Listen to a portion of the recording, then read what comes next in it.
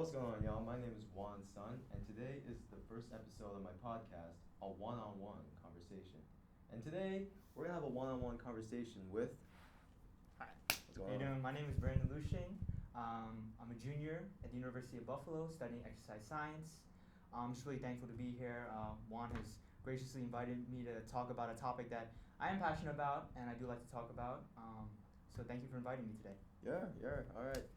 So today's topic will be why aren't there many Asians in the NBA? It just really got me thinking about this. And since we're on the topic of basketball, Brandon, what's your basketball experience actually? Yeah, so I tried out in high school. I didn't make the team, Wow.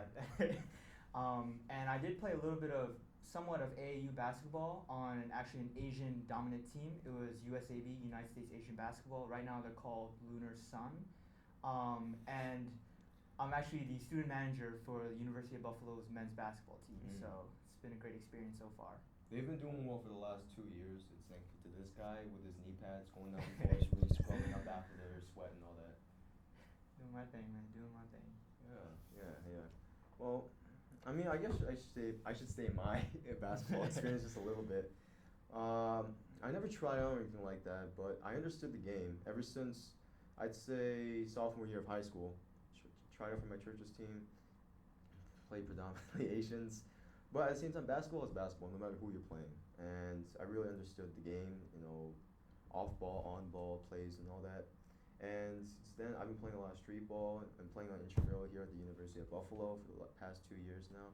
And it's been really fun, though, honestly. He's very competitive. Like, you should definitely play with him, man. He plays to win. He plays hard. I like it. I like playing against him and with him. Yeah. Well, speaking of competition, though, we really got to ask ourselves, why aren't there many Asians in the NBA? Obviously, the most prominent figure for Asians specifically is Yao Ming, obviously, because he was a beast back then. But for us, we are both Asian American. I'm from Long Island. He's from Queens. Yeah. And Jeremy Lin, he's the last Asian American, and he left this past summer to play for the Beijing Ducks on a $3 million contract. Yeah. It's 3 USD. No, sorry, not 3 USD. I don't know what it's exactly in Chinese yuan specifically, but what? I'll ask you first. Why do you think that is, though? Not many Asian Americans. Yeah, Or Asians, I do want to list some statistics that I was just looking up about this topic when Juan first asked me to help out with the podcast. And currently in the D1 landscape, out of 5,380 D1 players, and we're talking about basketball specifically, only 15 were Asian. That's 0.6%. So you can tell, and even on our school's basketball team, there may be a couple, maybe 2, 3 white players, Caucasian players, but the rest are predominantly African American. or black. Exactly. Meanwhile, you think about world population in general, even at our school, where Asian Americans may not make up the majority of the school, there is still a big population of international students and students from all over that come from an Asian American background. So definitely in our own school, and not even looking towards the NBA, but just like in our own school, like I did realize, like, I was always curious, why haven't there been more Asian Americans trying out for the team or being involved in sports?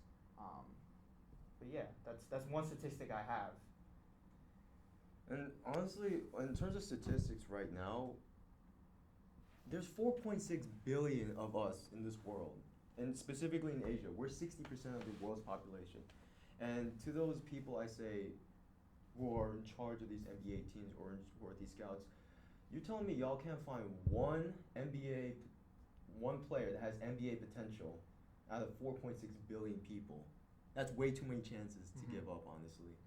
And why do you think that? Well, I would definitely like to talk about height. Now, I guess we're both 5'9", by the way. Yeah. the stereotype being that Asian Americans aren't as tall. I do want to list out Asians or Asian Americans? Asians overall? Asians overall. Yeah, and that includes Asian Americans and Asians. Yeah, exactly. So according to Inter Basketball, a website for fans of international basketball, they published a chart ranking average heights of 20-year-old men from different countries. We have India, Vietnam, Cambodia, Indonesia, and Philippines recording average heights of 5'3" to 5'4". For real? But an interesting stat is they listed Nigeria as having an average height of 5 feet 5 inches. Now, the National College Scouting Association gave their ideal attributes for players coming in. They listed a point guard as being around 6 feet, whereas a center being around 6 feet 9 inches. So obviously, anyone playing D1 sports, specifically basketball, where height will provide an advantage, Yes. You're definitely going to be an outlier considering the world population of being around 5'3" to maybe 5'6" or 7, and then the rest of the people who are above 6 feet, pushing 7 feet, obviously they're going to stick out, in terms of height. Well, at the end of the day, though, basketball, yes, physical characteristics do matter. It is certainly an advantage when you're 7 feet tall, trying to out-rebound someone like us, Yeah. 5'9". Exactly. But even NBA players, every NBA player will always say this, and there's a reason why they're in the NBA. It's because of one thing: skill. They have skills, dribbling, shooting, correctly knowing how to box someone out, or for example, like knowing how to like play, like when to move off ball, when to pin down, all that stuff. So there is a lot of skill, and I watched this one off by sports documentary. It's about basketball in China overall. It's arguably the biggest basketball fan base, even compared to America, because there's so many basketball fans over there in China. Arguably the best point guard in Asia, named Wall Ailun, he said, I quote, "Chinese players are really hardworking, but we are not as physically gifted compared to, I'm assuming like black players, white players, etc., or maybe Latino players, I don't know, but there's really, I just call BS on that, because there's a freaks of nature out there. You just gotta look hard enough, and the NBA is the third most valuable league in the world. There's millions, maybe billions of dollars going through that league every year, and you tell me you can't divert your resources to that specific region. Maybe China, sure, or Korea, or Japan, or in the Southeast Asia, Philippines, Vietnam, etc. But there is talent out there, and I'm really pushing for NBA scouts to really look more past just like the physical advantages and just see, can they actually like comprehend the game of basketball? Because it is a thinking game, it is a mental game, as much as it is a physical game too. I like how you do bring up skill, because when you talk about skill, I think first comes to mind, I know there's been like, not just specifically Asian American, even though this topic is on Asian American players, but Nate Robinson, Isaiah Thomas, I believe his name was Muggsy Bogues. Yeah. Really short players that still were able to dominate the game and play in the league and still be in the league and have successful careers. So definitely when you mention like the skill part, I do see that. And obviously I'm not a genetics major. Juan isn't studying genetics, so we don't really know the genetics behind, but having like fast twitch muscles, slow twitch muscles, those definitely having characteristics that may help you excel on the court. Again, yeah, I'm not into genetics like that, but just realizing there are physical differences, and even in like I guess track and field sports, where top 100 track runners, if you look at the times, most of them come from West Africa or East Africa, and having the Asian dominate that top ranking, or even a Caucasian white player or track and field athlete dominate that top ranking is very rare. So definitely genetics may play a role, may not. If you got any notes in the comments or whatever, let us know. But it's definitely something to think about. And I guess another point would definitely be about like culture in general. Thinking, I played on an Asian American league, so essentially you had to be somewhat predominantly Asian. They were very lax on the rules until it came time to nationals, where nationals was like the official like championship, and you had to be a minimum 50% Asian. So regarding like when your parents had to be like born in Asia type. So a Blasian can play though. Exactly, yeah, as long as you're 50% or more. And the way they checked it was through like birth certificates and records. Damn. Yeah, so I was always definitely a little skeptical. I mean, not necessarily me, but my teammates, some of the coaches, when you see players who, maybe mixed, but you couldn't really tell. But definitely having like the culture of basketball and having this like really Asian dominant league, so everyone you play on is either from your church or from your local area.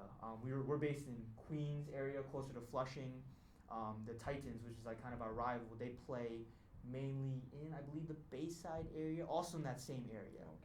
Yeah, so that was definitely that one thing I always thought about, just in terms of like genetics and having that requirement. So now, when we do play, like you are playing with, it is an Asian American league. It can be stated as nationals for Asian basketball, United States Asian basketball.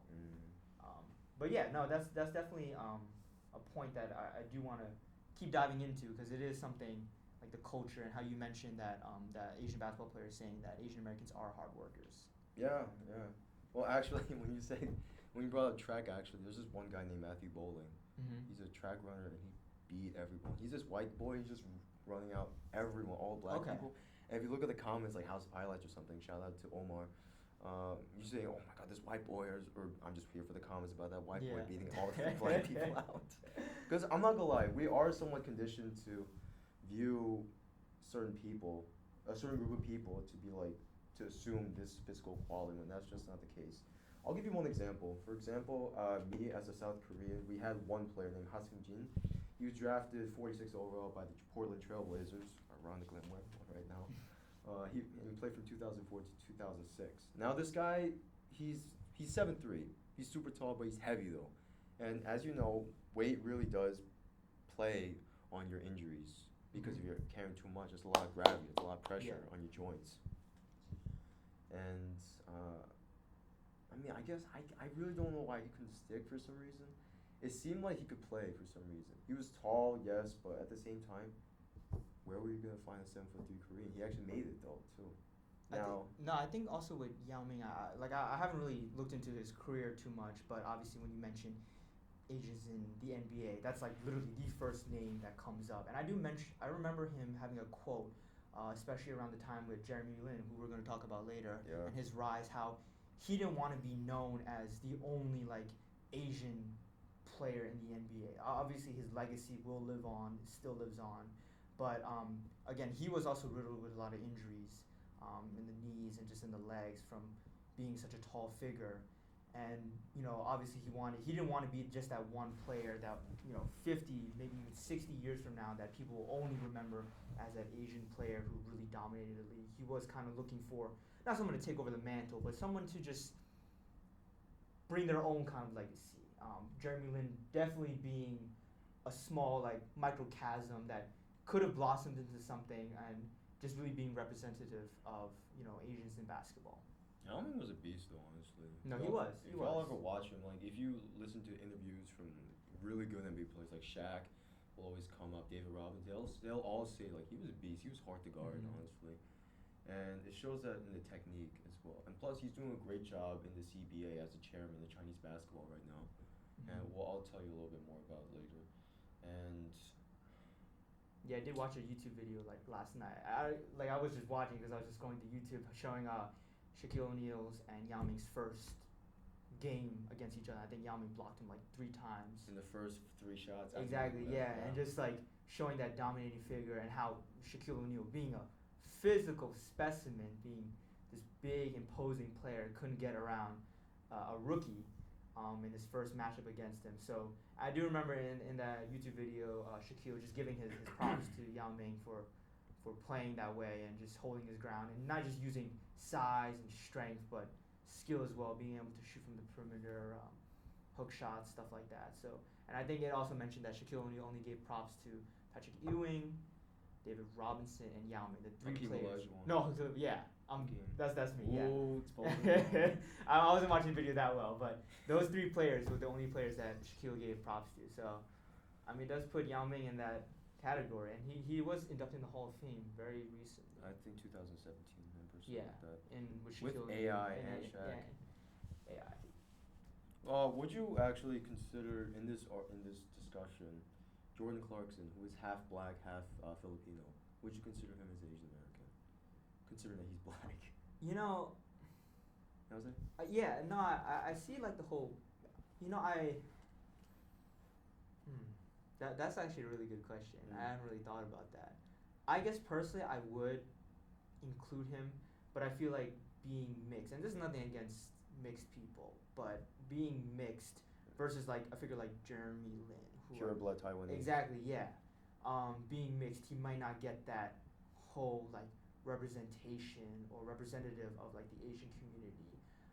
Now this is just personally my opinion. Maybe there are fans out there who are Asian and who really push for just like really have Jordan Clarkson as like a figure, but you also have to think about, I guess, representation. Does Jordan Clarkson? Now I don't really know too much about him in general, but does he really push for like Asian American in sports? Does he like, I guess, show his face around like tours in China, or if he is Filipino, show himself in like tours there to kind of support the growing basketball community there? Well, actually, you know how, I don't know if you know, but you know the FIBA World Cup is going on right now. So the Philippines actually qualified, and in order to qualify, you need to play games, qualifiers, and he actually played for. He's eligible to play for Philippines, and he did pull it off. However, there is like a foreign limit, a limit on foreigners, and they chose instead of Jordan Clarkson, an NBA player who's been around for a bit, and he's young. They chose another guy named Andre Blatch or something like that. Okay. Another black guy, actually. Okay. And actually, I don't understand, man, because it seems like we really were conditioned to think, oh, that black guy's gonna be automatically good or something like that. Yeah. I'm not gonna lie, I've already thought about this kind of stuff when I'm at like pickup or something like that, and I say, all right, just pick up that black guy because he's super tall. Yeah. I'm assuming he's gonna be like some Michael Jordan or something like that, which is wrong to think, but I think we're just so conditioned to seeing all these only black athletes on TV predominantly. Yeah. As well as, for example, another bad example is our South Korean national team who got their butt kicked at Worlds. We did 4 consecutive losses. You know who our best player is? Who? A black guy who was naturalized, an American, sorry, a black guy as an American, he was naturalized as a Korean citizen. Okay. So he's our best player. He's not even Korean. It's just a black guy with a Korean name. That's where they made it. Okay. No, I think it's a good point It's messed up. that Juan brings up the FIBA World Cup going on, because that's like international play. Yes. And like just having, just kind of a side note, but just having like that diversity, and you really see like, I know Giannis playing for the Greece team, and then you have. Pause for a second. Do you think it's wrong though he's not playing for Nigeria because he's ethnically a Nigerian person actually? Was he born in Greece? Yes, he was, but things go ethnicity-wise, he's 100% Nigerian. You know what I'm saying? But would that be similar to like how the African American who was like naturalized? That's my issue though, because I really am a big fan of organic talent. Yeah. Developing it. Like for example, the Warriors, right? Everyone like bashes on them. All right, before KD came, I personally believe that they developed their team correctly. Because they all drafted those players, Clay, Dre, and Steph. Like all these stars, like no, they played the right way and they grew talent organically. They grew from themselves. They don't need like another like a Kevin Durant to save them. Yeah. Like that. That's what I'm a big fan of. So I don't know why us Koreans by ourselves we can't do anything, and then we have to get a black guy to save ourselves, save our asses. You know Yeah, I mean, I guess that goes back into like the culture. We'll talk about that later. Yeah, definitely. Like I do have some points about like Asian American culture. Like mainly my own personal view, personal opinion. So that's just my personal view. But well, when you mention like I guess like organic growing and like having that's why my favorite team is the San Antonio Spurs, because like having like that coaching system and being able to develop players. Now, if we can like kind of move that argument to China, the Philippines, South Korea, would those countries, in order to make themselves more competitive, kind of have this like organic program where they can develop players? Now I know for China with the gymnastics teams in China go crazy. Like they have like that sort of conditioning where like the children are put in at a very young age and developed like in these camps to specifically compete in the Olympics, like starting at like 5-6 years old, and then 10-11 they're already trying out for the youth national teams. Then when they grow a little older, trying out for like the Summer Olympics, the Winter Olympics, those type of teams. So like would like having that, I guess how Juan said, that organic culture and really building something from the bottom up. Like in theory, it's a very great idea. You see, look at the Warriors, the Spurs, specific countries. But then in practice, are these countries willing to do it? Is the focus really sports for these countries? And like, would they be willing to develop time? Would China be willing to spend millions of dollars building like this basketball like training facilities, basketball program where they can develop youth to be able to play at the world stage? Having, you said, the CBA, the Chinese Basketball Association, how are they really conditioning? Because like the NBA, in my eyes, and I guess in a lot of people's eyes, is like the forefront of basketball, like the best basketball league. Everyone agrees with it. Yeah, it's the best basketball league, having the best talent. So like, but definitely you can't, not look at European leagues where like Luka Doncic came from. Yeah. Where Luka came from, and just like having these other leagues who are just as competitive. Playing overseas is not always a bad thing, but then think about how like making it to the NBA, the National Basketball Association. So like, will China in the future be willing to develop some sort of program where they can build up players, train them, hopefully make one into the NBA, breakout star? I think most recently when you were mentioning people from the draft, I just remember this one because this happened most recently. Because I know a couple of our seniors, were applying for the draft, and I was like, kind of a little more interested in the draft. We had Zion Williamson, Duke had their class, but Rui Hachimura, drafted 9th overall by the Washington He's Wizards. half black though. He's half in Beninese. 2019, the NBA draft. Yeah, but being from Japan, I guess, we'll definitely see this year, and something can develop. I'm always have high hopes to have like representation, but I'll go a little bit further back. Speaking of the draft, actually, in the 2017 NBA draft, there were 2 Chinese players selected, Zhou Qi and Wang Jielin. I'm so bad at names. wait, what did they play on the Rockets? Well, yes. That one. Okay. Oh, actually, Him. Yeah. the state of Texas overall is really keen on Chinese players, and I'll say Houston and Dallas. Yeah. Because Dallas actually drafted one of the first few Chinese players, Wang Jiji, in the '99 draft, and he was one of the first few. But Zhou Qi though, oh yeah, speaking of like physical limitations or weaknesses, this guy is 7'2". He can shoot the 3. He's got longer arms than Rudy Gobert. Okay. Explain that to me. Explain that to me. All right. Rudy Gobert is half black, half white. Okay, that's cool. But he got 7'9" wingspan, 7'9", like 8-foot wingspan or something like that. And then, but Zhou Qi has like longer arms than him, and he's 100% Chinese. We know that for sure. Yeah. So explain that to me. To any of the haters out there, or something like that. No, I definitely like having those outliers. That just goes back to like having these outliers. Like, and you got to think about that player. Does he have this immense pressure on him to succeed? Just to have like that representation and having like those physical gifts. Again, it comes back to skill because now I don't really know too much about his career going on, but he got signed by his team again. Is he still in the China. Rockets? Oh no, he's still. The Rockets actually waived him because of injuries. I really thought they gave up on him honestly because this guy has a lot of potential. 7'2", can shoot 3. Yeah. He's athletic. If you ever seen him play. And then he went back to China, and I'll share a little bit more light because there's another issue about that underlies him signing with China. Yeah. I'll explain a little bit further. Okay. Sorry about Okay. that. No.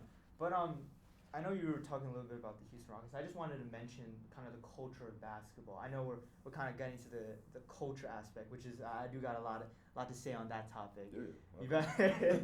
But no, I just wanted to mention because I was just thinking back to how you think about Asia in general. Wants a huge part of the world's population. Like obviously the NBA wanting to be a global franchise, trying to break into that sector of the world, like the eastern side of the world. Now, basketball in China, now we have the Warriors and the Houston Rockets having Chinese New Year themed uniforms, which I started to notice recently.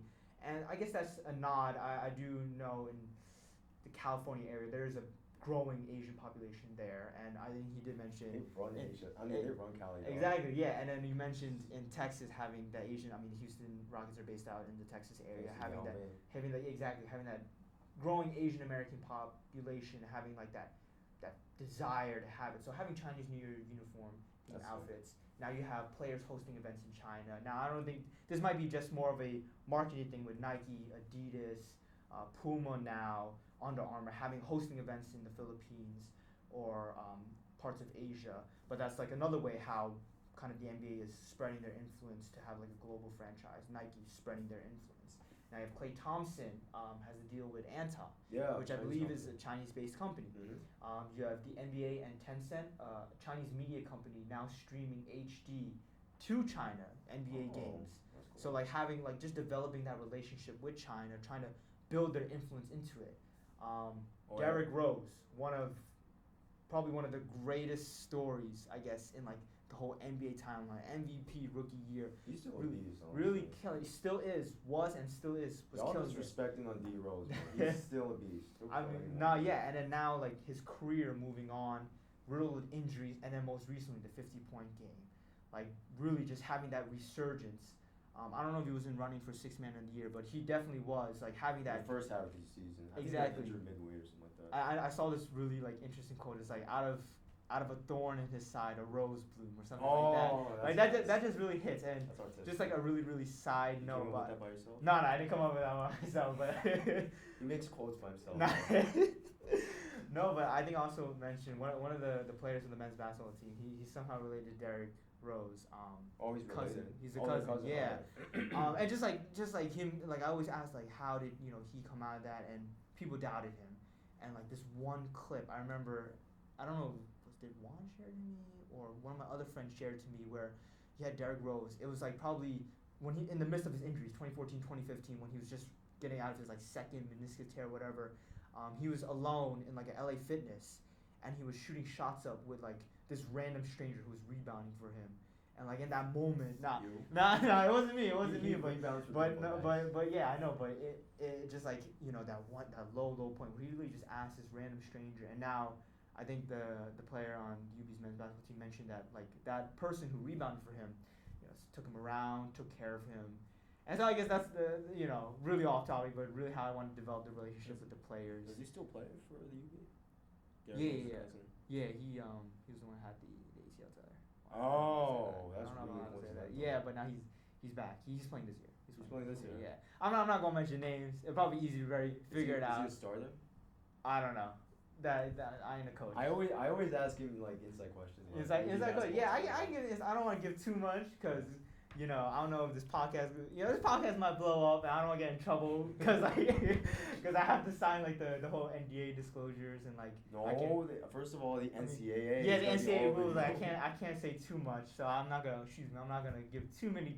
I'm gonna tease y'all a little bit, but I can't give too many details away. Screw the NCAA. Though. Yeah, no, they're. Well, that will be another topic. I'll probably be back for that one. I want to be back for that one. Because he's personally, not like as a player, but he's personally experienced like what the NCAA. No. I got a lot to say about that, and really? I'm gonna go as hard as I can without breaking any rules. But you gonna bash him? Huh? You gonna bash him? I might. I'm just have a lot to say about that topic because like Juan said, I'm a student manager for our school's team, so I can see firsthand. Like I'm actually having a meeting on tomorrow. Yeah, like with the what's her name? I don't know her. I'm not gonna mention her name. Yep, she's in charge of like the NCAA rulings. Oh. And so she's gonna go over like what she's like Adam Silver of NCAA. Kind of, yeah, for our school. So she's gonna have a meeting with the student managers of all sports. It's mainly gonna be football and basketball, but she's gonna have a meeting with the student managers, like what we can and can't do, and. I got a lot to say about that. That'll be another topic. We're getting a little off topic. But I do want to mention, just we're trying to dive into the culture of basketball. Oh wait, actually, quick thing. Yes. But prior to the culture in Asia, actually, would you consider, because geographically they are considered Asian under the United Nations classification, Turkey and beyond. East beyond. Would you consider them Asian, like Jetty Osman, Ursan Ilyasova, Hamedi Hadidi? Whatever that guy's name is. You did right about those. Yeah. Would you consider them Asian in this argument specifically? I personally do, but I don't know if Turks actually consider themselves Asian, honestly, because they look, completely honest, they look more white than Asian. Yeah. Or they look like they're Asian, honestly. Look at Jetty Osman. Yeah. That is a really good question. I haven't really thought about that. If the you personally.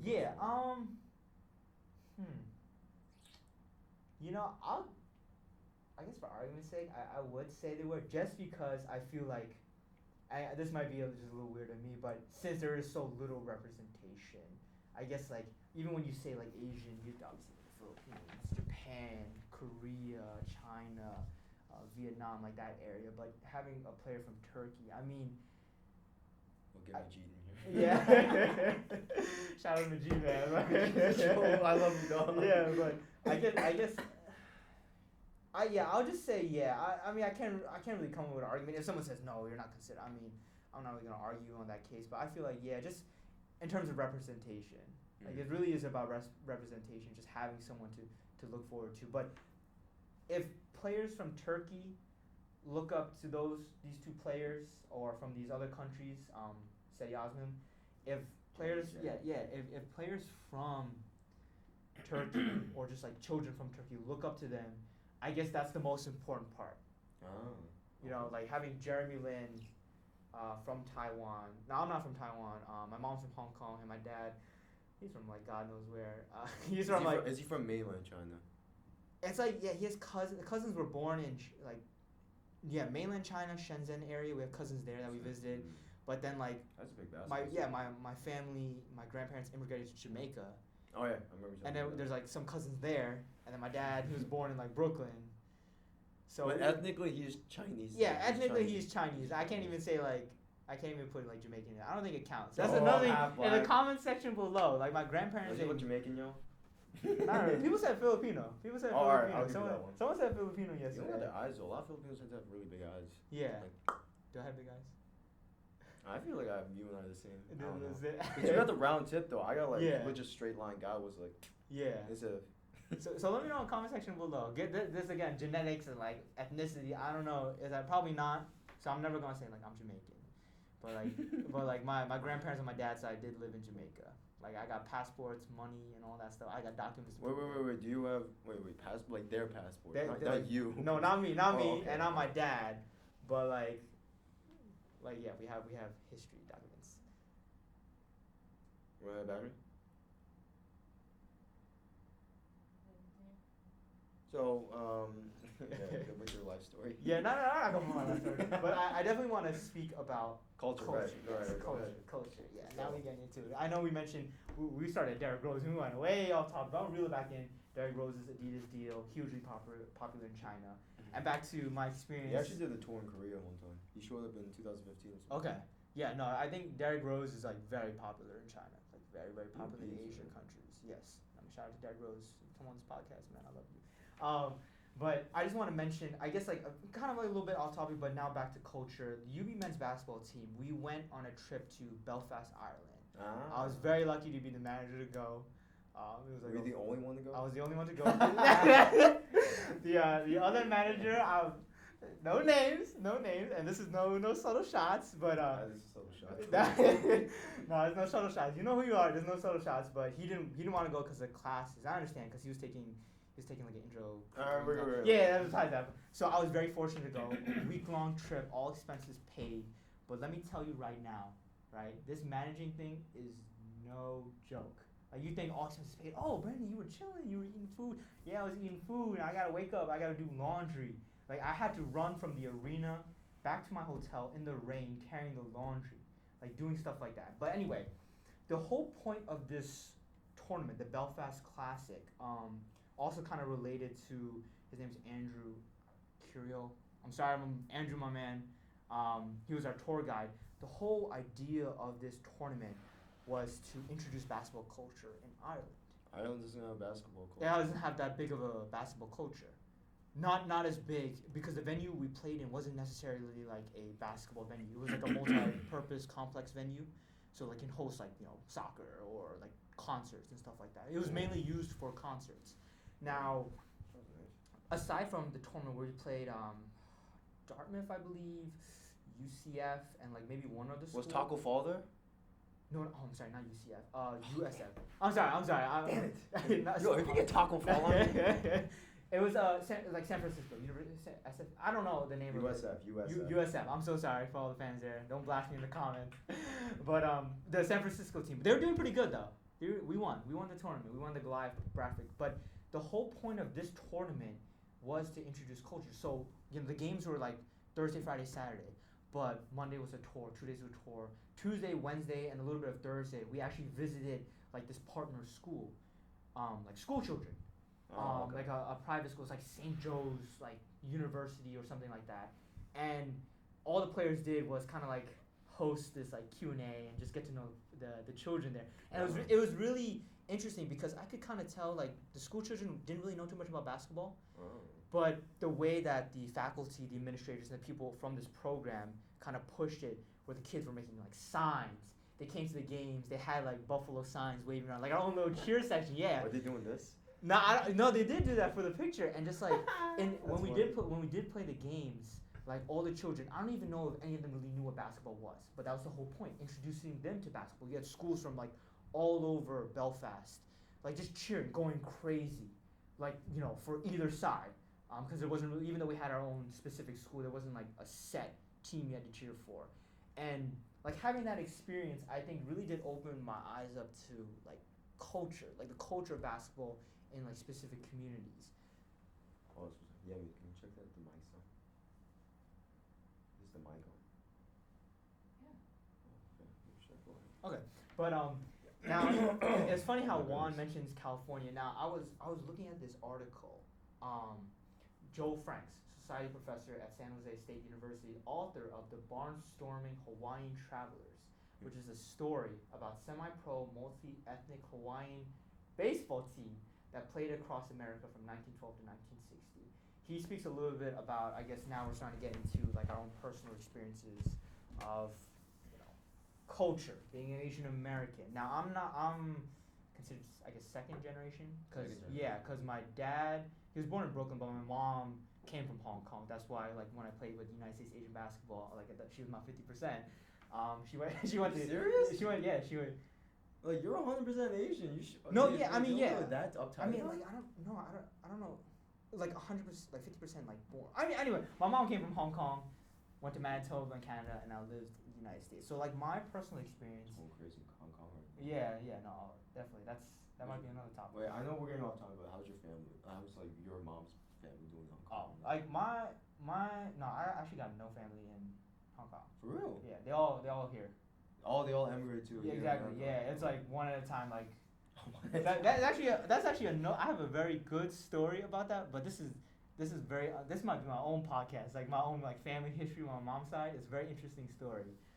Keep it for another. Yeah, keep it for another time. Maybe we'll talk about that later. But like my parents, they're not your typical like tiger parents. Like yes, I did piano. I did like 3 years of that. I took the NISMA test. I got like a high score on that. What number? Maybe like 90 something. B plus. B plus. B plus. I did pretty good on that, but That's not good. I quit after 3 years of it. I just stopped doing piano. Did play instruments during high school. But now my parents, they sent me to like one summer of like summer school, ABC math. Bro, like I cried after the first like homework assignment. What was it? It was like math. It wasn't like SAT or SHSAT prep. It was just like summer prep. What grade were you? Like 5th, 6th grade. Oh come on, man. Yeah. That bad, 5th and 6th grade. I don't know, but I cried. You cried? Yeah, I cried. So like my parents never sent me to like those stereotypical Asian things, and I actually did play like a good amount of sports growing up. I played baseball. Actually, your first sport. First sport. And did they push it onto you, or did you say, "Hey mom, I want to do this"? My mom does. My dad was not like that when I was a kid. But that's actually kind of hard. Why are you trying to talk like LeBron right now? What? If you guys don't know, LeBron always does like, well, that's not LeBron. Oh, honestly, no, every yeah. NBA player does like this. Yeah, because it's like hiding conversation. Like you don't want the media to see. Nah. I'm tampering with you. You know what I'm saying? I ain't trying to emulate LeBron. But first sport had to be probably baseball. Baseball. Yeah, when Juan asked me that, like I don't think my parents ever really like pushed me. I don't really remember too much, but it wasn't never like forced because it's sports, and that's like another thing like about Asian American culture, whereas first generation Asian Americans kind of express the same social and financial pressures as other immigrant groups in the early 20th century, and kind of like assimilating, where you want to keep your identity as like hardworking, but also being able to kind of like assimilate into, the culture of wherever you are. So there's always that comment, being, are we a melting pot or or a salad? Huh? What do you mean? So like this is related, but like a melting pot, they say like America is a melting pot where you come in and you kind of go through racial discrimination. Yeah, but like kind of assimilate yourself and kind of mend yourself into the community that you're immigrating into. Oh wait, so if it like dissolve, so if I put like a salt, you're salt, but if you put hot water, it dissolves. Exactly. You're part of it. Exactly, yeah. But then now I like it. other people say we're more like a salad, where we're mixed together, but each part of the salad has like their own original identity. Ah, okay. I see Yeah. what you mean. So Okay. like I guess like when people say melting pot, they kind of assume like, oh, you have to be American, or you have to be a like New Yorker, like a stereotypical New Yorker, and kind of give away your identity. Whereas for me personally, when it comes to culture stuff like that, it's a mix of both. Like being Asian American has like a lot to do with my personal identity, and nothing at all, right? I say that in the sense that being Asian American, I'm proud of my heritage. I love Asian food, like all types of Asian food. I love like I took him out as a Korean barbecue once. yeah, man, the Korean barbecue is the stuff. Japanese barbecue too, but like Japanese barbecue. Japanese is not too bad. It's not too bad, but like coming into like America and like being Asian American, yeah, I keep those things, to my identity. Yes, a good amount of my friends are Asian American, but like at the same time, like not saying like, oh, because I'm Asian American, I have to follow these stereotypes. Like I am going to a medical related field, but I'm not really being a doctor or a lawyer. I'm going to physical therapy, which is A lot of Asians are doing that. yeah, it's a good field. It's a good field. I didn't really Are you play. getting paid well? You gonna get paid well? We'll see. We'll see about that. We'll see about that. We'll see about that. It's on the up and coming, but we'll see about that. And like, just having like not that part of my identity. Now, kind of relating it back to sports, how I did play, soccer. I did play baseball. I played a little bit of basketball. A little bit of football, but like kind of just like with your friends. Oh, okay. And like how, the whole concept of like Asian Americans really hardworking in school, and like the stereotypical tiger parents where they're very strict on academics and really focusing on academics, and my parents were never really like that growing up, so I never had like that pressure to succeed. I never had that pressure that you have to succeed. My parents are just like, as long as you have a good career, be able to raise a family, You got a house. yeah, have a house, just like be able to support myself. They'll be happy with whatever I do. Mm. So like having that structure, and I guess this goes to a lot of like Asian Americans growing up. Like, yeah, your parents can push you, but how hard can they push you? Whether it be in sports, what we're talking about, whether it be in academics, how hard can they really push you? Because there's gonna come a time when you're Their in, fists. yeah, No, literally, like. yeah, stuff like that. But like when you go to college, right? I You think go, you know, yeah, exactly. You go to Ivy League. Your parents, no matter how many times they call you, Or yell at you. yell at you exactly over the phone, over FaceTime. They're not going to be sitting there in the second week of school when you're struggling, with classes, making friends, social life, just like all the pressures. Not going to be sitting next to you, telling you what to do and what not to do. So like definitely, I'm very thankful for my parents. When just growing up, like letting me be a little bit more myself, like never forcing me into this role. They just said, honestly, do whatever you want as long as you treat others with respect. And just like be a good person in general, be able to support yourself.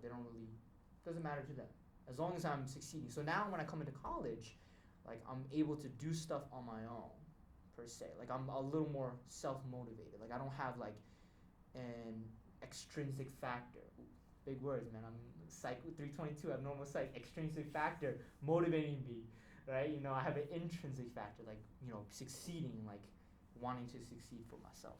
So how is that? So you're saying, how's that tied to why there are very little Asians in the area? I guess, like, You want me to save you? yeah, you can say it. I just like talking about myself, to be honest. Speaking of culture, actually. It's gonna be 1-on-1 and Lou on 2. Okay, I'm just kidding. Go. Speaking of culture, actually, I've asked one of my Chinese friends. Mhm. Maybe I'll bring him on here for maybe like a part 2 of this discussion, because he is an Asian American. But it's worth to know an Asian, like straight from the motherland. You know what I'm saying? Yeah. My Chinese friend, I asked him like, why do you think there's not many Asian players in the NBA? And he said, along the lines of, we don't really prioritize that. That's a good point. In China, where he's from specifically, in China, Yeah. where he I asked him, what did you want to be when you were a little kid? Yeah. When you grew up? He said a scientist. I'm like, so, and then, but the thing is, I'm like, so being a famous athlete, is that a priority in some sense. Yeah. For most Chinese households, I'm sure some are, but most Chinese households in China specifically, he said, no, not really, not really. And also, and relating to the culture, the reason I think there's one another thing. It also falls on us as a population that sometimes, like a lot of the haters would say, we're not talented, we're not good enough, honestly, and that's fine, because if you look how specifically the Chinese national team trains, specifically the basketball team, they train together as a team, right? But those players aren't individually training specifically. I read up on this, arguably the best point guard in Asia, Guo Ailun. The fans even know this. He goes to America to train with Russell Westbrook, with anyone who's associated with the Jordan brand. He trains individually. And if you look at this Sports Illustrated article that I put down, Yeah. it's about how Yao is running certain things in Chinese basketball. They run together as a team, but they grow as a team, but not as. But thing is though, you are a product of your puzzle pieces. Yeah, yeah.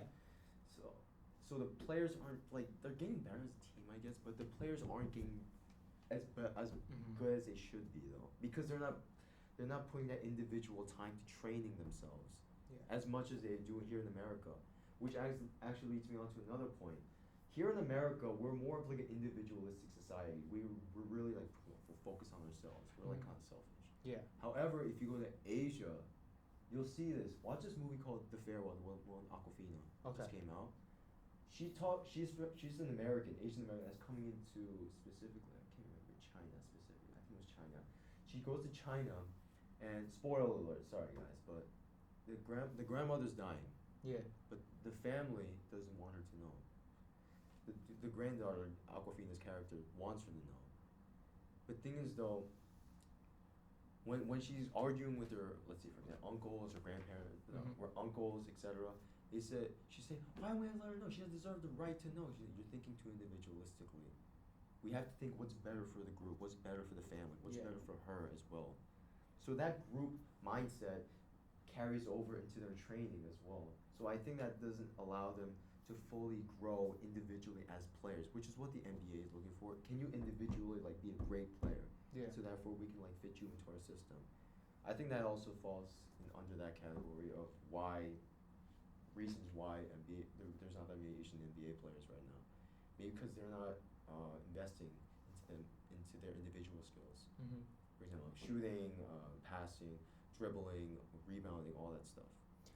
You even gotta look at the NBA draft. The first round is 30 players, right? Second round is 30. So you're talking about 60 players, and obviously the top recruits from college, Ryan Williamson, R.J. Barrett. These guys are all 5-star prospects. Exactly. Yeah. You have first you couple it with the limited amount of Asian Americans playing D1 basketball. Then you had only 60 players get drafted to NBA. Some sign two-way contracts. Some sign with the summer league. Some sign overseas. But even then, you're not talking about that many. Some of these players, they have to get a degree because they won't be able to play basketball professionally on any sort of level. Now, I'm definitely looking at other sports, just kind of driving to other sports. Chloe Kim, a star of the 2018. All Korean American, just like me. Exactly, a snowboarder. Really had a breakout year last year during the Winter Olympics, and a little more recently, Naomi Osaka, tennis with her U.S. Open win versus Serena Williams. Yes, but having these other sports and D1 golfing, 10.5% of women golfers were Asian, and 14.6% of men's fencers were Asian. Other sports more prevalent. Now, that's the funny. More prevalent. Prevalent. Wait, how do you guys say it, man? Prevalent? Because the comment section will it's know. spelled prevalent, but most people say prevalent. I don't know. Okay, prevalent. And that's an interesting, because when Juan was having that whole discussion about the team mentality that China brings, but then you're looking at now golfing and fencing, which is an individualistic sport. So is it really this team-based learning? Is it specifically the sport? These are all these questions that how I said again, now gymnastics, which is I guess is a little bit mixed, where gymnastics you compete in individual events, but then your score overall helps the team. Yes. Yeah. So like how Juan said, now how Asians have this team identity, being better as a team, and not really focusing individually on yourself. Now, is it really based on basketball as a sport, or now you're looking at like snowboarding, tennis, golfing, fencing? We'll even give gymnastics, whereas I guess like individual events, performing individually better. I mean that just opens up another panel for more discussions. Is it not having Asian Americans specifically in basketball and like these team-oriented sports, or individually in more individual sports, are we having a little bit more breakout? We're talking about the NBA though, no? Yeah, no. I know we're talking about the NBA and basketball, but I just wanted to mention like how, sports in general, like Asian Americans do have representation here and there. All right, you know what? Maybe this will help us out a little bit, actually. Let's look at the social media. A world of hate, laughter, pain, and just amusement overall. Let's see what they say. Now, so I asked on Facebook, specifically the New York Knicks fan group, and let me just pull it up real quick. I'm sorry, y'all. Here we go. Okay. So the first, I specifically said, I quote, "This is unrelated to Knicks. However, I'm filming my first podcast tomorrow, which will be centered on the question, why aren't there many Asians in the NBA? Feel free to put out whatever answer you want for this question. It only helps the podcast out." So they pretty much went in here. I'll show you real quick. So the first one, not athletic enough. That is not true. It really does not matter, honestly, on your ethnicity, honestly. It just matters how much you train. And train together as a team, honestly. I think for me as an athlete in high school, I mean, it did help for that time period. But when you do it by yourself, it really puts you ahead of the game, honestly. Because majority of those players aren't really training by themselves for the most part. There's a reason why all those NBA players are training by themselves, because that extra training is what put them in the league in the first place. That extra work ethic off the field, which is even more impressive, honestly, because you're not required to do these. So you're not required to do these individual exercises. That's on your own personal will, Mm-hmm. I think that's my answer. What do you think about Asians not being athletic? Also, Jeremy Lin is just as fast as John Wall. Okay, maybe not right now, but when they were first coming out for the draft, look it up. There's articles about it. He's just as fast as John Wall. So y'all have this fake, false narrative on Asians not being athletic enough. BS, dog. What's up? So usually at the 30-minute mark, that's when it stops. Because that's how much you can record at one time. So you have 10 minutes before it hits the 30 mark.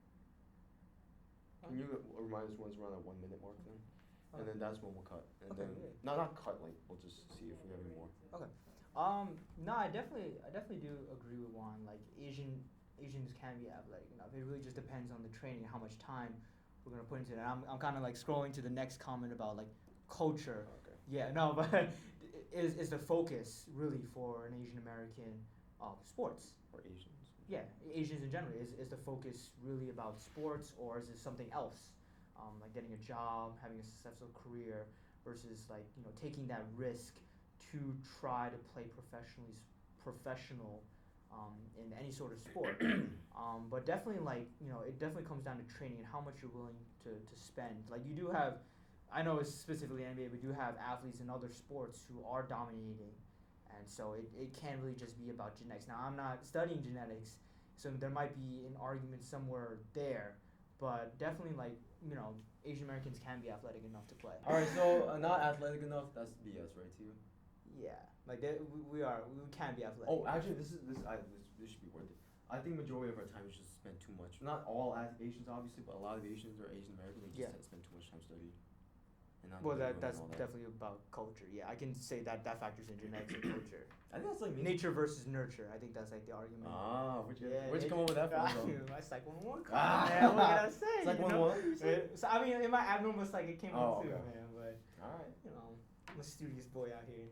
Not athletic enough is BS to you. Yeah. All right. So the next comment is from Jesse Halpin. Shout out to Jesse. They just aren't very good. Question mark. LOL. We've had a good number of Asians make the NBA teams, but besides two weren't good enough to stick. It can be a cultural thing. Most Asian families are more about academics or their family restaurant. I know, culturally insensitive. That was funny, but it seems like you're a low-key douche. But there, yeah, it's just basically said what we just said. You know, it's more about academics, honestly. At the end of the day, for the most part. I think she hit the point about culture. Yeah, Yeah. like Asian American culture. The whole restaurant thing. My family don't own a restaurant. My mom works at my high school. My dad, he works as a system admin at like Hofstra University. Like we don't own a restaurant. I got no plans to own a restaurant. If you do it right, though, you can get a lot of money. Yeah. So you do so you do realize some people just go into restaurants just because it looks foreign, looks Asian. Yeah. But like Jesse helped. Yeah, the part with culture, I can definitely say like even from my own experience, even though like I didn't have that strict Asian culture, I can speak like I do know friends and like just in general and my parents and my dad like being really pushed into academics, and maybe the focus wasn't necessarily sports growing up. Okay. I think the cultural part. This is the Asian guy actually responding to Jesse. Henry Lee, shout out to Henry. I think the cultural part has more to do with being unable to communicate with their teammates effectively. Lin lasted 9 years because he grew up in America and could communicate. European players in general can learn English very well, so they can adapt more easily. That is BS because English is everywhere now, honestly. Yeah. Is that safe to say? Yeah, it's. I mean, the communication part. That is one, but things of basketball is basketball at the end of the day. It's just language. Because if you think about it, if you say the word pick and roll, Yeah.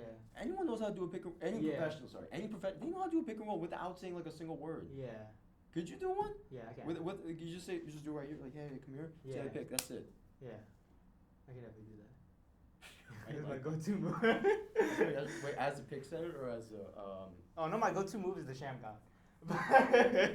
But yeah, I know how to do pick and roll. Just call for the pick, whichever side, and then drive, and then hopefully the roll, and then Or- you can get inside or get a switch, and then like a post up. maybe go barbecue chicken. Shout out to Yeah, Shaq. exactly. Yeah. You Shout out to Inside the NBA, greatest TV show of all yeah, time. you just throw it to the low down, and get to work. Or for example, when you're going to pin down, you just like, so let's say you're at the corner, right? Yeah. You as a shooter Yeah. and your man. If I stand like this right in front of you, you're gonna know it's a pin down. Exactly. As a pro, Yeah. as a pro, you're gonna know that. Take the shot. Yeah. So it's basketball's a language because like I don't see how it's like a communication part does help when you try to explain like the schematics of things, like saying, oh, we're a 3-point shooting team, but English is like rapidly growing in multiple countries throughout the world, honestly. And for me as a Korean and talking to my relatives back in Korea, their English is actually part of their curriculum now in Korea, as well as adapting. Oh my God, English words. Yeah. As part, for example, fork. We don't have the word fork, so we say fork a lot. Yeah. So we say polka instead. You okay? This is Jesse Halpin's response to Henry Lee. IDK, Asians from what I've read learn English in grade school. I'm sure there are still some areas that don't teach it, but I've known quite a few study abroad students from Asian countries and that already spoke fluent English and said it was required by the schools to learn. Here's your answer. Is there anything more to go out though? Nah, I'm chilling. Okay. Mike Trout, not the baseball player. It has nothing to do with athleticism. That's a racist answer and a BS answer at that. There are plenty of Asians in the MLB. Good Asian players have existed in baseball for quite some time. Asians are incredibly dominant in MMA and kickboxing across the world, but Asians aren't athletic. LMAO, get F out of here. That's a retard answer. Basketball has only been popular in East Asia for the last 15 to 20 years. Since whenever Yao Ming came to the States in 2002, first overall pick, he's the Asian Babe Ruth of basketball. I don't know about that, but before that, Asians really didn't care about basketball. So in the next 10 years, we're going to see more East Asians in the NBA, just like we've seen more Europeans. I mean, Yao Ming though, there have been people before Yao though, so I'm not gonna say like no one cared. What do you think? Yeah. I mean, no, I definitely like Mike Chow, your comment. Like, I that was kind of the part where I wanted to talk about, like, really quickly, just talk about like some other athletes, like how you mentioning like the MMA, boxing, MLB, just having like a lot more Asians in those sports, and then now how I believe your comment mentioned how like when Yao Ming, he was like the Babe Ruth of baseball, kind of like Babe Ruth of basketball for China, paving the way. And China is a huge market, and like, you know, basketball is only growing exponentially in popularity there. But it has been like very, very recent, the growth there. So you can't really say like, you know, maybe in a couple more years, hopefully, like I'm always hoping, you know, to get representation. Asian NBA All-Star Exactly. Imagine the NBA, like let's say for example, the All-Star game is held in like L.A.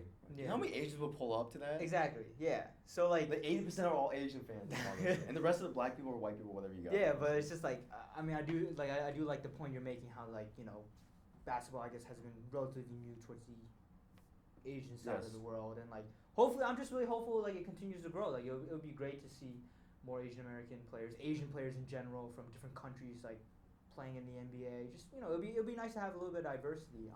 Actually, Yeah. quick, do you consider Australians Asian? They are in. Well, I know there's their own continent. Is it the whole but UN thing again? I think so. Actually. Or I don't New know. Zealand. Because when I was reading up on Wikipedia, I know it's a bad source, guys, but it does help a little bit. Yeah. When I was looking up Asians in the NBA, it's foreigners in the NBA.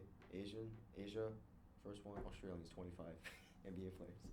So I'm like thinking, oh, can we consider them Asian though? I don't know. Because they don't even consider themselves Asian. They're like, oh, we're Australian, or like New Zealanders and all that. I don't know. Probably not. I'm hitting you with the hard hitting questions, Yeah. man. LuShing, Yeah. blushing. Come on, blushing. I'm blushing right now, man. I know. So actually, I don't know. like, Nah. I don't know. I wouldn't really consider them. I'm sorry if I'm offending any Australians. Or Zealanders. But I feel like you got like that strong identity, and like you have the Australian national team. Aussie. Yeah. Oli. They're pretty good too. So I mean, like They're beasts. I guess like you are considered your own culture. Yes. That's just my opinion. You're cool. I don't think you really would consider yourself Asian because Australia is its own continent. Yes, it is. But at the same time, some people want to consider it part of Asia. I don't know why or something. I don't know. If I am like incorrect, please roast me in the comments. It's all good. That's why I'm not studying geography, man. One of my teams is actually studying geography. Yeah. Yeah, basically geography. I ain't got nothing against that major, but. All right, Javar Henderson. What up, Javar? Mike Trout. How the F is that racist? I mean, come on. Talking about playing a card. LOL.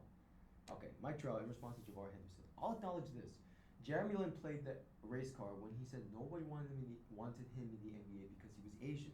That was dumb. But saying that Asians aren't in the NBA because they aren't athletic is 100% racist. There are a lot of Asians in the MLB and in MMA, which is more athletic than the NBA. Ooh, I don't know about that. Would you say NBA athletes are like very freakish? Definitely, yeah. Be able to jump like that much. Well, hold on, wait. Sorry, I just want to. Read this one? No. There was another comment. I think. Oh, you know what? You go right ahead. Yeah, no. I was just moving. I know that I'm the host here, but like Brandon's my guest. I try to be polite. No. It's all good. It's just like they're just having banter. Like, I don't really care about that stuff. All right, let's go. Like just going down to this one because they mentioned like 3 points and like it looks like he's taking it seriously. All right. So Salim Fields. Actually, I think it's because of 3 things. 1, language barrier and communication and bonding is key. 2, cultural differences. 3, if there are any good, a lot of Asian countries force them to play year round. Look what happened to Yao. So Yao Ming got overplayed. That's what people are blaming Okay. for his injuries. Okay. Because you know how for our USA team you can turn it down. Yeah. China you can't turn it down. Damn. So you have to play no matter what. Even if it's for tournaments, it's not as big as like the Olympics. Or Yeah. something like that. Okay. I mean, I guess like language barrier. I mean, like how Juan said, a lot of these like Asian countries are trying to include English in their curriculum because I guess English is the world language. I guess it's probably turning into the world language. Not really. Unfortunately. No, because it's like we're losing our own languages slowly. Yeah. I think personally, it's not that I'm trying to like bash English, but like we need our own language, and we develop those languages for a purpose, and those languages are what make us unique. Mm-hmm. And it's part of our identity. I will say like English, like for argument's sake, English is kind of turning to that world language. So communication. I mean, I can see if you don't speak English that well, but I mean, There's interpreters though. yeah, and there's plenty of ways to get around like nonverbal ways of communication, like how Juan said, like playing basketball. That's another great thing. Why people love basketball is a universal language. Like you don't necessarily need to communicate per se, but as long as you kind of get the hints from your teammates, you can understand how to play the game. I think it's more important about body language. Yeah. To verbal language. Exactly. Yeah. Because if you're just like, then like, hey, go under this pick or something. Mm-hmm. And so the second point, cultural differences. I mean, we did talk about that before. Yeah, there are some cultural differences. I could say, possibly. What's the focus? And If Ooh. damn, that's mad reading. And if there are any good, a lot of Asian countries force them to play year round. I guess yeah. I mean, if I want to say specifically, you have to play for the national team. But I guess like we did bring up California a lot, having a really big Asian population. I assume there are some big rec leagues. The Drew League being one of the biggest, like I guess. Here in America. Exactly, American leagues. But having like Asian American centered leagues, maybe AAU and scouts aren't necessarily looking for them because you can tell that when scouts and like coaches look for players, they're gonna go on the AAU circuit, like Nike EYBL. Or what about this the Nike Hoop Summit? Stuff like that. That's a big exactly, thing. yeah. But do you know who the MVP was? Not MVP. Who's one of the highest scorers of that tournament? No. Wang Jalen, the 57th overall pick. This Chinese guy from the 2016 Okay. NBA. So like yeah, it's definitely another thing. Is definitely They've got talent, man. exposure. telling you. Like I know what does Adidas run? What's their hoop circuit called?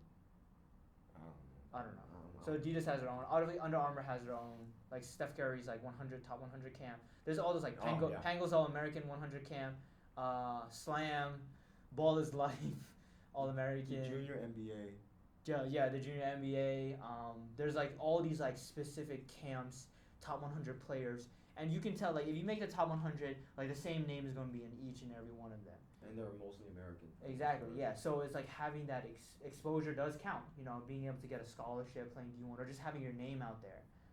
Like you can tell when you look at the mixtapes from these YouTube channels, like it's really the same players over and over again, which is not a bad thing, but it's just like it's very hard to find like those hidden gems, quote unquote. You know what's crazy though? Actually, the two of the Asian players right now, Yeah. Rui Hachimura, Mhm. Yuta Watanabe, a Japanese player as Yeah. well. They did play high school basketball in Japan, absolutely, but they did play here in America as college athletes, Mhm. D1. Yuta Watanabe played for George Washington University. Rui Hachimura played, if you don't know, Gonzaga, Yeah. which is a very good basketball Yeah. program. Yeah. So do you think that plays a part, honestly, compared to having like a more not easier, but like more straight line path to the NBA compared to like an international player I mean, not playing college ball? Now? yeah. I mean, like that definitely could be another topic. Just how like, well, I guess that would be more related if Wanda's decide to do like the NCAA one, like an alternative route. But now you have like R.J. Hampton and LaMelo Ball playing overseas. That was a good move. Luka Doncic coming from European leagues. Like people would say like, oh yeah, can he? Giannis. Yeah, exactly. Coming overseas, like, can they play in the NBA? But you see how they're playing. Giannis won MVP, and Luka is just like he revitalized that Dallas Mavericks franchise. Yes. Like really got it going. And I don't really follow the NBA like that, but I do know like, and you got to think like. That's how popular Luka is. Even someone who does not watch basketball as much as him. Yeah. He still knows like, about it. That's how big he is. And that's just another thing too, like cultural impacts. Like having like that inspiration, someone to look up towards. Now people back in like Europe or like, I guess where Giannis's hometown is, like now they say like, oh, Giannis can make it. I was born in the same city, same struggles, same skill set, same chances of opportunities. I can hopefully can make something happen. It depends on the work ethic though. Yeah. I heard Giannis definitely. was switching the story about him and Thanasis, his older brother, would always switch shoes after playing live dedication to playing basketball. Yeah. I don't know why though. Like, do people really assume that basketball is like a quick way, not quick way, but like a more certain path to money? Is that really that much of like a narrative, honestly? Do you think that? What, basketball being like the way to make money? I mean, it's hard. It's definitely a lot of hard. Like, not training. Yeah, like you got to think about the hours, like the hours I spend in the gym with the players. Like imagine the hours they will spend like in the professional careers. Like I don't even get paid. That's another thing we gonna talk about the NCAA. I need to get some out of it too, man. Should they get paid? But like yeah, they do put a lot of time into it, and just like it's a lot, And going back, like there's only 60 people that get in the draft, two-way contracts, overseas players, summer league. These are very rare opportunities that players get, but that it doesn't always come to fruition. It's not always getting an overseas contract, playing in the NBA, playing for your national team. Sometimes just and then at that point, what do you do? If you're kind of stuck with possibly a degree that you didn't really focus on because you had this desire to go to the NBA, having a backup plan, I guess, is definitely like another big thing that schools and just in general people should have. And maybe that's another reason why, kind of going back into the whole culture thing, like, are Asian Americans really wanting to take that risk of spending all this money to train a student, a young child, to play in the professionally when a simple ACL tear, a meniscus tear, Achilles heel, Achilles. Achilles heel. Oh, that's my bad. terrible. My bad. Oh My my professors God. get You call me. yourself an exercise science major, dog? Bro, no one hire him, honestly. Nah. Achilles heel. Achilles heel. Stuff like that, like injuries like that. Give like, me more injuries. Come on now. Show me your expertise, dog. You said ACL and no, I'm not gonna That's do that one. anterior cruciate ligament. That's right. Anterior. Anterior. Bro, did you really just say that? All right. Well, any injuries? You said Achilles and what else? More injuries, dog. Meniscus. Meniscus. tear. Even I more? mean, just like, you know. What about your tearing your MCL? MCL. Ooh. I don't even know what that means, man. What are you talking about? Is it medial? Medial I cruciate? believe so. Yeah. It's actually people call it the just a fun fact. People call it the miracle ligament because it grows back by itself, essentially. I did not know. If you tear that one, it's like it's not as bad as an ACL, obviously, but if you tear that, you're gonna be fine. Mom, ACL, Dad, different story. Mom, Dad, I'm still doing good in school, so don't worry. I gotta work on my $26,000 aren't going on. No, Mr. and Mrs. LuShing. It's all good. I'm doing okay in my anatomy. It's a work in progress, man. That's what I say. It's a work in progress. All right, more comments, please. What you got? Okay, let's see.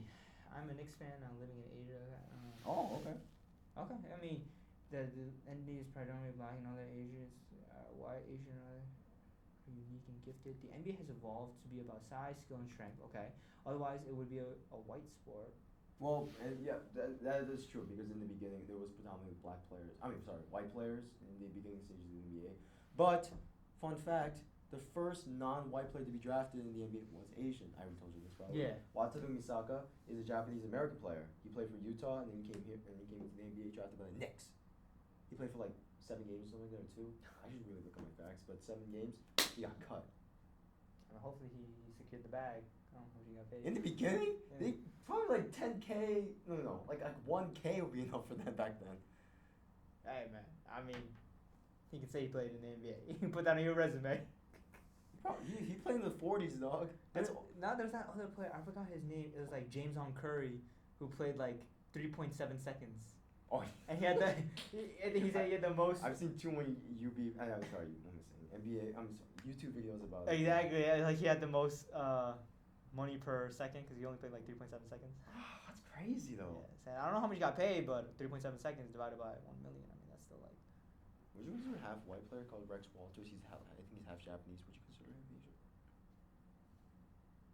Because half black is another thing, but half white. You know, I feel like going, and this might be my little controversial opinion.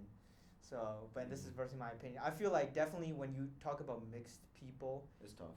yeah, like it definitely does come down to appearance. Like if Yeah, someone yeah. sees you and can tell that you're mixed or like somewhat Asian, there might be a little more. That's why I guess like with Jeremy Lin, since being like Taiwanese born and like he does look stereotypically, or not even stereotypically, he does look like Biologically Asian. Asian, yeah. Versus like, and even the Rui Hachimura, like he does look like. He's basically a black guy with Asian eyes, honestly. Yeah, I mean he really has really dark skin, but I guess like And I big mean lips. yeah, like if I didn't know he was from Japan, I would have thought he was like Filipino, to be honest with you. But you can tell he's black though. A little bit, yeah. I mean through the skin tone, but like I guess my first personal assumption when I first see a picture of him, first time ever, I'll be like, oh, he's Asian. But then like this Rex Walters, I mean I haven't seen him in person, but I mean, oh, we about to pull up an image, man. Yeah, Brandon that's reacts, man. Busting down with Brandon. Let's see. You gotta show the camera that. There we go. I'll pull up an image on Okay. YouTube videos. Yeah. There we go. That's much better. That looks like it now. Would you think he's like Asian at all? I'm sorry, Rex Walters. Rex Walters. You don't look Asian, man. Yeah. You look white. You look white, man. Maybe when you were a little younger, but even then. He's where's father's white. half Mother Japanese. Yep. I consider myself Japanese American.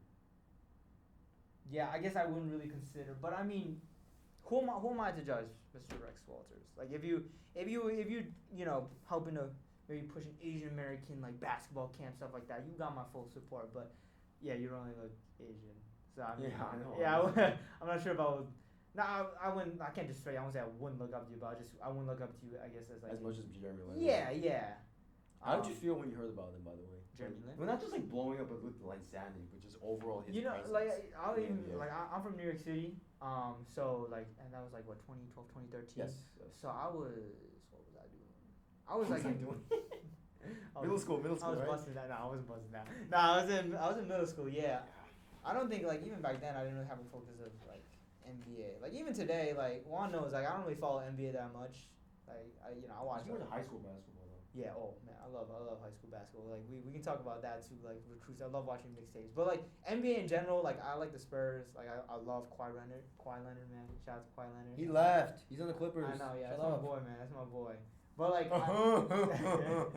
What it do, baby? Nah, But you know what I'm talking about. I know what he's talking about. Well, what are we talking about? It was the wait. What did you? Oh God. Wait. Hold on. Game culture. Wait. What was that from? Oh, yeah, Brandon. Oh no, it was from Serge Ibaka's like social media post. Yeah, when he was sitting in the car. What it do, baby? Yeah. Nah, I don't watch games and no players. I like look at the culture of basketball. Culture. Yeah. You really like that word though, don't you? Yeah, I love that word. Culture, man. The culture of basketball. All right, a couple more. Is it at 19 minutes right now? So make sure to wrap it up by 3. Oh, yeah, so we it's not got too So we got long. 11 more minutes. Cause I do have a dinner date. Ah, that's still on camera. Yeah, I know it's on camera, man. Yeah, Okay, that's all right, this ain't gonna be on, but ethnically, what is she? Don't worry about it. Oh. No, it's not like that. It's just what's right. Right now we're an hour and 19. Now you're right. It didn't really feel like so an hour. I'm gotta telling wrap you. it up, so because we want people to watch the whole thing, so it's not Okay. gonna be too long. Yeah. All right, We both got places to go too. All right, honestly, like one of the comments, like majority of the comments are just like there are exceptions, but as general populations, oh sorry, Josh Peller, there are exceptions, but as a general population, Asians are not very tall, overall. But come on, man, there's like a lot of tall Asians out there. A lot of the top athletes tend to gravitate towards diving, racket sports, and swimming. Yeah, fair point. Fair point. That's fair. I guess that for non-Asian, there probably aren't basketball courts in every neighborhood. Sorry, Kim Stewart, shout out to Kim. I'll guess that for non-U.S. Asians, that there probably aren't basketball courts in every neighborhood and school. Also, not a basketball in every other household. Just guessing though. I mean, she ain't that far off though. Nah, yeah. I've been to Korea multiple times. And I was in Thailand. In Korea, there's basketball courts. It's just that it's not like to the level of a decent high school court, Yeah. or like a middle school court. Exactly. Like that. I mean, It's really good though. I guess like if it's starting to take off, but Asia, I guess more specifically China, but Asia in general, as basketball starts to blow up, like the culture of basketball will develop there, and then courts will start to pull up in communities. It can be like a great community building event, like bringing a community together, hosting like 3-on-3s, or just having like something centered around that. So, Kim Stewart, your comment, yeah, I guess I do can kind of see that, but like that's it's still just a work in progress. You know what I'm saying? Like we're starting to head towards that direction, and hopefully, if courts pop up, then more people will be inclined to play sports. Get out, be more active, play basketball, and then hopefully, as it keeps going on, that's how it starts. You just get people interested in the sport, the country interested in the sport, people buying into playing basketball, and then hopefully in a couple years we can have Asian Americans playing. Yeah. So for just real quick, that was from Facebook. This from Instagram. Yeah, mainly height.